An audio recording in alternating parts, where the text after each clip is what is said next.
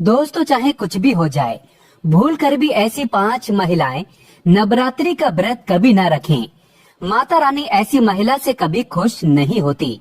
इसीलिए आप भी जान लीजिए, अगर आपने गलती से भी नवरात्रि का व्रत रख लिया है तो आपका व्रत पूरा नहीं माना जाएगा। जानिए कहीं आप इन 5 महिलाओं में से तो नहीं। दोस्तों, इस बार नवरात्रि पूरे 9 दिनों तक मनाई जाएगी ना। दोस्तों, इस बार के नवरात्रि बहुत ही शुभ माने जा रहे हैं, क्योंकि माता रानी इस बार हाथी पर सवार होकर पृथ्वी लोक में पधारेंगी। जब जब माता रानी हाथी पर सवार होकर आती है, तब तब संसार में खुशियां आती हैं और घर में सुख समृद्धि, धन दौलत तथा माता रानी घर से गरीबी का नाश करती है। माता रानी का आगमन होता है।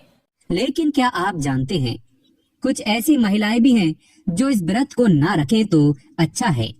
मान्यताओं के अनुसार आज हम जिन महिलाओं के बारे में बात करने वाले हैं, उन्हें नवरात्रि के व्रत से हमेशा दूर रहना चाहिए। नहीं तो माता आपसे क्रोध हो सकती है, आपके साथ कुछ बुरा हो सकता है, आपका पति किसी संकट में आ सकता है। तो चलिए जानते हैं। दोस्तों, नंबर 1, तलाकशुदा महिला। शास्त्रों के अनुसार महिला या पुरुष नवरात्रि का व्रत कभी ना रखे। ऐसा करने से देवी खुश नहीं होती। आपकी जानकारी के लिए बता दें, शादी 2 दिलों का बंधन है, जिसके बंधन में आजीवन रहना होता है, ना कि अलग अलग। माता रानी टूटे हुए जोड़े को स्वीकार नहीं करती। टूटे हुए जोड़े का व्रत रखना, पूजा पाठ करना शुभ नहीं माना जाता, बल्कि माता रानी तब प्रसन्न होती है जब आप बंधन में हो। खास तौर से पति पत्नी अगर व्रत रखें तो माता रानी सबसे अधिक प्रसन्न होती है और देती है वरदान। ऐसे में शेरों वाली माता बहुत प्रसन्न होती है। इसीलिए दोनों को मिलकर पूजा पाठ करना चाहिए, ना कि अलग अलग। दोस्तों, नंबर 2, एक वैश्या को नवरात्रि का व्रत कभी नहीं रखना चाहिए और न ही करवा चौथ का व्रत। शरीर की पवित्रता जब व्यक्ति की खत्म हो जाती है, तब वो मैला ही नहीं बल्कि पापी भी कहलाता है। इसीलिए आपकी पूजा कभी सफल नहीं हो सकती। ये व्रत आप कभी न रखें। दोस्तों, नंबर 3, अगर आपको कोई घातक बीमारी है तो आप इस व्रत को ना रखें। जैसे उदाहरण के तौर पर शुगर की बीमारी, दिल की बीमारी, शरीर में कमजोरी होना, चक्कर आना, बीपी का बढ़ जाना, शरीर में दर्द होना वगैरह वगैरह, तो आप ये व्रत कभी ना रखें। नहीं तो आपके साथ कुछ भी हो सकता है। इसीलिए सावधान रहें। दोस्तों, नंबर 4, अगर आप किसी भी व्रत को दिखावे के तौर पर अपनाते हैं तो शास्त्रों के अनुसार ये घोर पाप माना जाता है। ऐसा करने से आप देवताओं का मजाक ही नहीं उड़ाते, बल्कि आप पाप के भागीदार भी बनते हैं। देवी ऐसे लोगों से प्रसन्न नहीं होती, बल्कि उसको बर्बाद कर देती है। देवता तभी प्रसन्न होते हैं जब आप सच्चे दिल से उन्हें पुकारें और शास्त्रों का पालन करें। दोस्तों, नंबर 5, अगर आपको बार बार गाली देने की आदत है तो आप जितना जल्दी हो सके इस आदत को छोड़ दें। अगर माता रानी को प्रसन्न करना है और व्रत व पूजा पाठ करना है तो जुबान से मीठे बोल ही बोलें। अधिक से ज्यादा कड़वे बोल माता सरस्वती का अपमान होता है और आप भी पाप के भागीदार बन जाते हैं। ये छोटी चीज घर में लाने से माता रानी दौड़ी दौड़ी चली आती है। चलिए जानते हैं। दोस्तों, नंबर 1, कमल का फूल। कमल देवी लक्ष्मी का सबसे प्रिय फूल है। कमल के फूल पर माता लक्ष्मी विराजमान है। नवरात्रि में कमल का फूल देवी लक्ष्मी को अर्पित करने से माता की कृपा सदैव बनी रहती है। दोस्तों, यकीन मानिए, खास तौर से नवरात्रों पर माता लक्ष्मी को कमल का फूल हम जरूर अर्पित करते हैं। इसीलिए आप भी करें और देखें चमत्कार। दोस्तों, नंबर 2, 16 श्रृंगार। 16 श्रृंगार का सामान नवरात्रि के दौरान घर में लाना बहुत ही शुभ माना जाता है। ऐसे में घर के बने मंदिर में स्थापित करने से माँ दुर्गा की कृपा सदैव घर पर बनी रहती है। शास्त्रों में प्रावधान है कि नवरात्रों के दिनों में श्रृंगार का सामान मंदिर में होना बहुत ही आवश्यक है। ऐसा करने से माँ दुर्गा की कृपा सदैव घर पर बनी होती है। दोस्तों, नंबर 3, सोना या चांदी के सिक्के जरूर रखें। शास्त्रों के अनुसार सोने चांदी से बने किसी भी धातु को खास तौर से नवरात्रि के 9 दिनों तक मंदिर में रखने से बहुत ही शुभ माना जाता है। नवरात्रि के दिनों में चांदी और सोना घर में लाने से इसका फल कई गुना बढ़ जाता है। इसीलिए चांदी या सोना माता के पास अवश्य रखें। माता बहुत प्रसन्न होती है।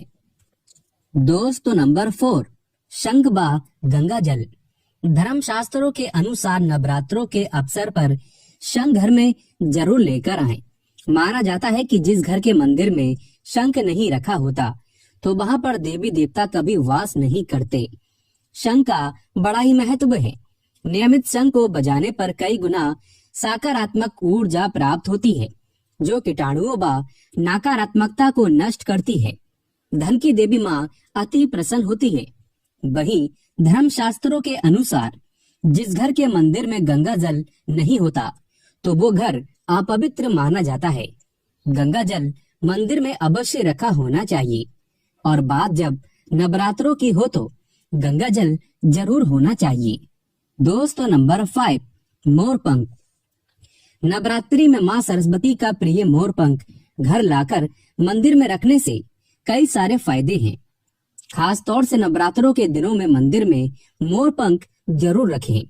ऐसा करने से माँ दुर्गा बहुत प्रसन्न होती है। दोस्तों यकीन मानिए, नवरात्रों के 9 दिनों तक माता रानी के पास मोरपंख हम जरूर रखते हैं। मोरपंख आप कितने भी रख सकते हैं। दोस्तों भूल कर भी माता रानी को ये चीजें कभी अर्पित मत करना, नहीं तो सारी जिंदगी बर्बाद रहोगे। दोस्तों नंबर 1, नवरात्रि के दौरान शादीशुदा महिलाओं को सफेद कपड़े पहनकर पूजा पाठ नहीं करना चाहिए। साथ ही साथ काले कपड़े भी नहीं पहनना चाहिए। इससे पूजा व्रत आदि खंडित हो जाती है। माता की चौकी जब आप लगाए तो उसके नीचे कागज नहीं लगाना चाहिए। माता की चौकी हमेशा लाल कपड़ा बिछाकर ही बनाना चाहिए। हमेशा याद रहे, नवरात्रों के इन 9 दिनों तक व्रतधारी को अपना आसन माँ की चौकी के आगे ही लगाना चाहिए और वहीं पर आपको सोना चाहिए। मंदिर को नवरात्रों के दौरान अकेला नहीं छोड़ा जाता, बहुत ही अशुभ माना जाता है।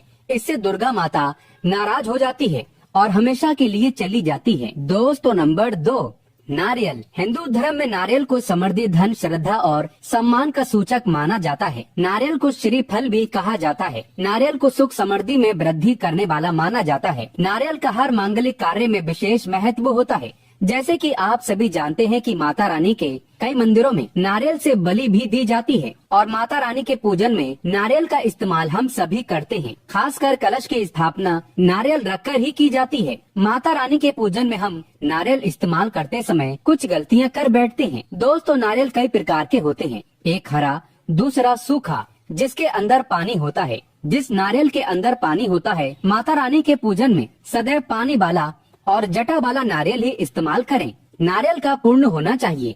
नारियल चटका हुआ या टूटा हुआ नहीं होना चाहिए, क्योंकि साबुत नारियल ही पूर्ण और पवित्रता का प्रतीक होता है। साबुत नारियल ही सुख समृद्धि का प्रतीक होता है। साबुत नारियल को ही श्री फल यानी कि माँ लक्ष्मी का फल कहा जाता है। नवरात्रि में माता रानी के कलश की स्थापना करते समय जटा वाला यानी पानी वाला नारियल ही कलश पर स्थापित करना चाहिए। साथ ही ये ध्यान रखना चाहिए कि नारियल को सदैव कलश के ऊपर लेटाकर रखना चाहिए। घट स्थापना करते समय कभी भी नारियल को खड़ा करके नहीं रखा जाता। नारियल को सदैव लेटाकर कलश के ऊपर रखा जाता है। साथ ही नारियल को स्थापित करने से पहले आप नारियल को लाल कपड़े में लपेटकर उस पर और फिर लाल चुनरी उड़ाकर आप नारियल को कलश के ऊपर स्थापित करें। शास्त्रों के अनुसार कलश के ऊपर जब सही तरीके से नारियल रखा जाता है और सही प्रकार का नारियल रखा जाता है, तभी ही व्रत और पूजन का पूर्ण फल प्राप्त होता है।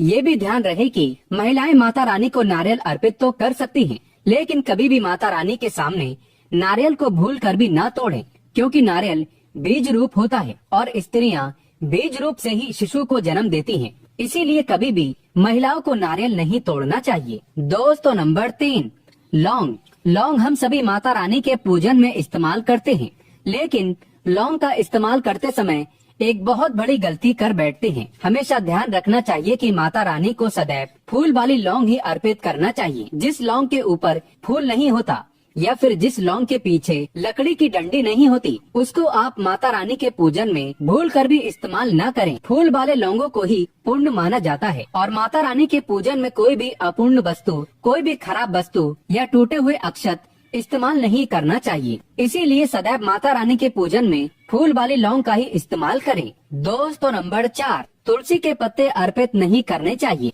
माँ दुर्गा के पूजन में तुलसी पत्र का इस्तेमाल करना वर्जित माना जाता है। तुलसी पत्र के अलावा आंवला भी माता रानी को अर्पित नहीं करना चाहिए और दुर्वा भी माता रानी को अर्पित नहीं करना चाहिए। दुर्वा भगवान श्री गणेश को अति प्रिय है। नवरात्रि में आप भगवान गणेश को दुर्वा अर्पित कर सकते हैं। भगवान विष्णु जी को तुलसी के पत्ते अवश्य अर्पित कर सकते हैं, लेकिन माता रानी को भूल कर भी तुलसी के पत्ते या दुर्वा अर्पित न करें। माता रानी को सफेद फूल भी अर्पित न करें। माता रानी को सदैव लाल रंग के फूल अर्पित करने चाहिए। लाल रंग के फूल माता रानी को अति प्रिय हैं। खासकर माता को गुड़हल और कमल के फूल अति प्रिय हैं। शास्त्रों में बताया जाता है कि घर में माता रानी की 2 या 3 मूर्तियाँ या फोटो नहीं होने चाहिए। इस बात का भी आप विशेष ध्यान रखें कि माता रानी के पूजन में कोई भी खंडित चीज इस्तेमाल न करें। खंडित चीज जैसे कि चटका हुआ या टूटा हुआ दीपक या फिर चटका हुआ कोई बर्तन। साथ ही ये भी ध्यान रहे कि लोहे के और प्लास्टिक के बर्तन आप माता रानी के पूजन में इस्तेमाल न करें,